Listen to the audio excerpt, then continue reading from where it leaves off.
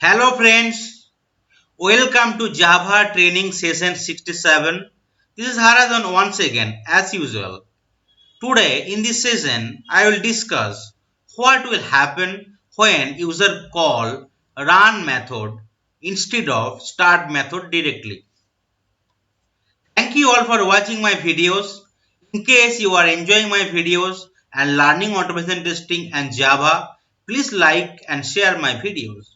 Do not forget to subscribe my channel and press the bell icon so that you will get notification as and when I will upload any new videos. Do not forget to provide your valuable comment for any input or suggestion. Stay tuned for my next videos.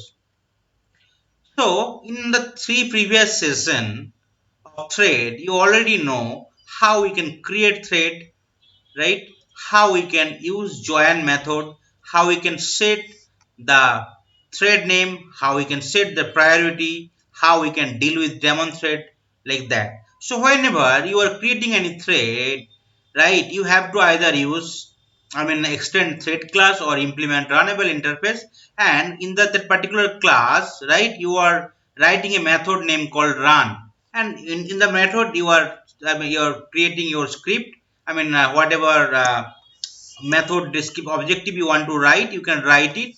But whenever you are creating an object or instance of that class which was extending to the thread class or implementing the thread runnable interface, right, you are calling the start method. So, right, why you are calling the start method? Because you want to use the multi-threading behavior of the Java. That is the reason.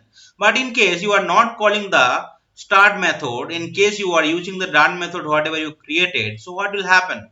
So whenever user are calling the run method based on their did, right? So whenever you are writing that run method, you can use that run method, right, as and when required.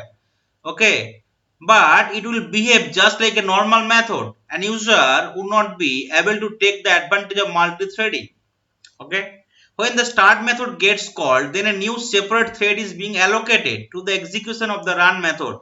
So if more than one thread called start method, that means the run method is being executed by separate thread. These threads run simultaneously.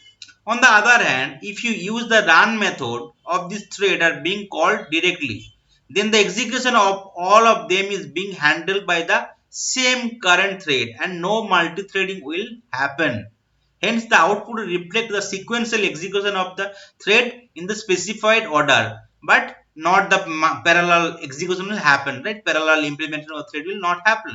Suppose say in a particular program, two thread we have created, instant two thread we have already created, and in case you are using, right, the call run method directly, since you are not using the start method, so what will happen?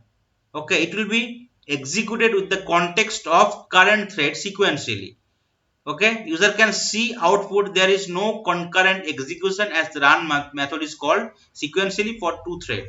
Okay, so whenever you are dealing with multiple thread, each threads will start in separate call stack. Okay, whenever you are invoking the run method from the main thread, the run method goes into the current call stack rather than at the beginning of new call stack. So I will show you how what happen whenever you are calling the run method instead of start method, right? So here I already created a class Java session 67 and the main method is there. But you know, whenever we want to deal with thread, you have to create another class. Suppose say class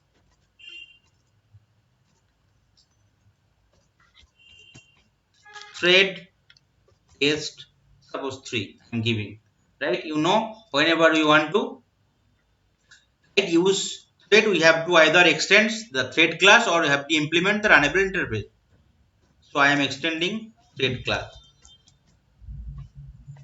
and here you have to create a method, right? So I'm creating the method public void run. That is the method. And here in the method, I want to enter some body, right? Method body. Suppose I will be using suppose for loop for integer I equal to 0, it will start with 0, it will go till maximum 5, so I less 5, that will mean it will go till 4. I less than 5, then I plus plus. Okay, then I want to just get the value of the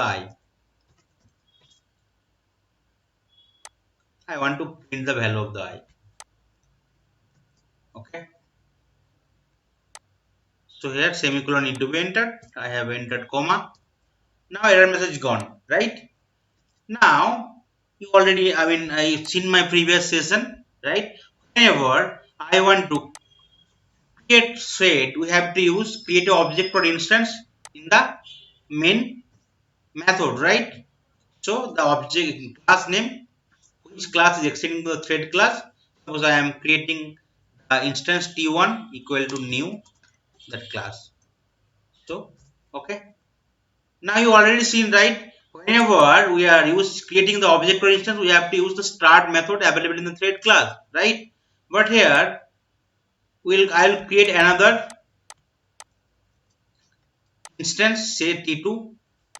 Now here I will not use the start method. Instead of that, I will use the run method, right? So t1 dot run and t2 dot run, t2 dot run. So what will happen? So let's see the difference. In case you are using the run method or in case you are using the start method. Okay.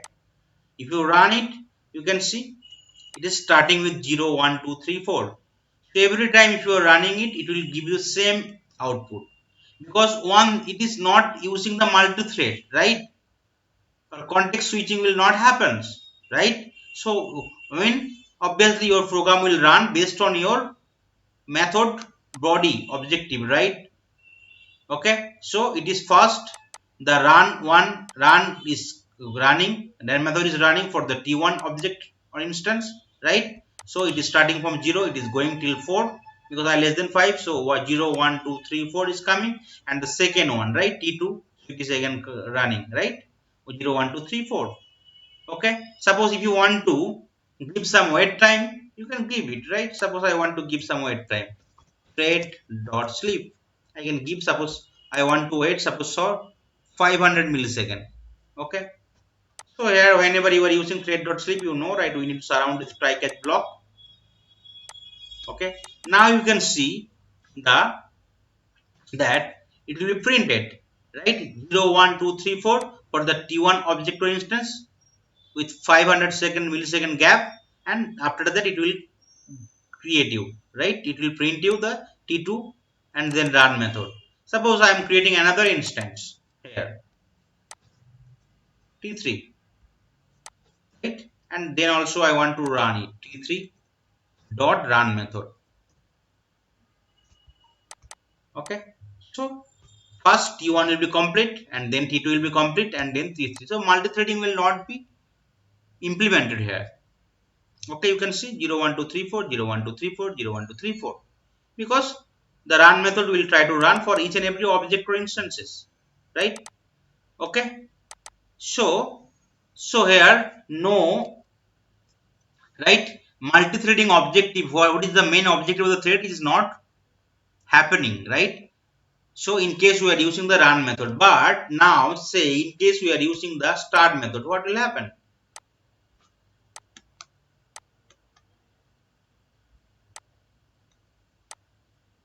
Okay, so instead of run method, I will run start method, t1 dot start, t2 dot start, t3 dot start. So three thread will come into the pictures and it will, the multi-threading will be happening and the simultaneous execution will be happening, right? So that is the basic difference. So let's run it and let's see the code. So every 500 milliseconds, three different output you will get, right?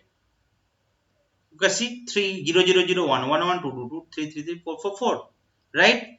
So that is the basic difference, right? In case you are using the run method or in case you are using the start method. So in case you are not using the start method, so obviously the objective of the multi-threading will not be met, and your whatever object or instance you are creating, it will be run on sequential basis, not on the parallel basis. Okay, So I already mentioned, right? In case you are using the run method, then this thread are being called directly, then the execution of all of them is being handled by the same current thread, only one thread, which is the by default the current thread, and no multi-threading will take place. Hence the output will reflect the sequential execution of thread in a specified order. Okay, but whenever we will be using the start method, that means that, right, the run method is being executed by separate thread. These threads run simultaneously. Okay, so that is the basic difference in case you are using run method or in case you are using the, right, start method. Okay, let's run both the methods. Let's see what is happening here. So I am running run method and start method.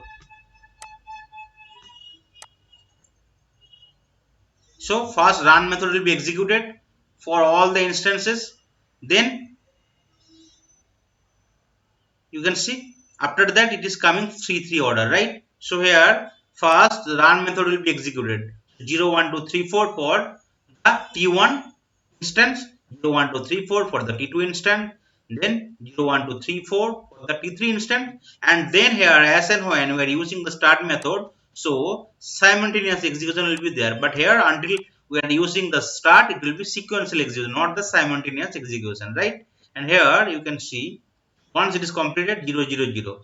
Okay, so 3 instances is running simultaneously. After 500 milliseconds it will give you 1 1 1. After 500 milliseconds it is printing 2 2 2, 3 3 3 and 4 4 4. Okay, so that is the basic difference in case you are using the run method or in case you are using the start method, right? So run method will be sequential execution and no multi-threading will happens, and as and when you are using the start method, immediately multi-threading will happens and sequential execution will not be there, and the objective of the thread will be met. Okay, that's all for today's session. Thank you.